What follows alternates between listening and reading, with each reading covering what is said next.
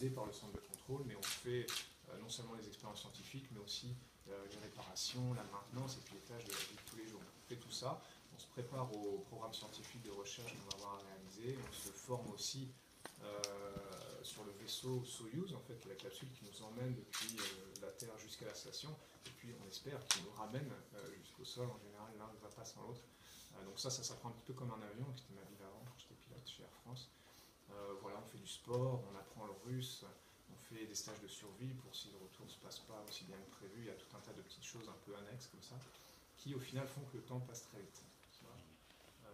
Parce qu'on pense que ça, pas que ça intéresse tout le monde, on ne se croit pas plus intéressant que n'importe qui d'autre, mais que ça concerne tout le monde en fait, on va dire. Et donc on aime bien montrer des photos de l'extérieur, de la terre, du ciel, des choses belles, des choses jolies, et puis des choses de la vie de tous les jours, un peu drôles, donc, partager un peu cette expérience-là. 6 mois c'est long, j'imagine que vous allez beaucoup travailler, mais hors Twitter, qu'est-ce que vous allez faire de votre temps un peu plus libre?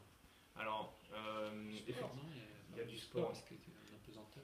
Exactement, on a 8 heures par jour de travail, on va dire, scientifique et technique, on a 2 heures de sport. Imposé?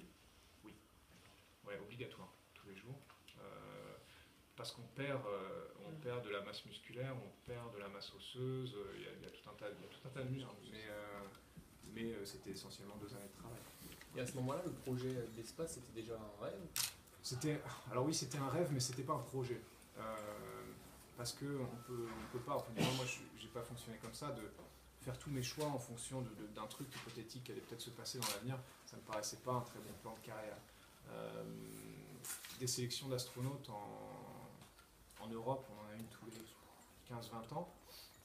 Donc moi je ne savais même pas si j'allais à un moment avoir la chance de pouvoir m'inscrire à une sélection d'astronautes. Il y a des gens qui étaient trop jeunes en 92,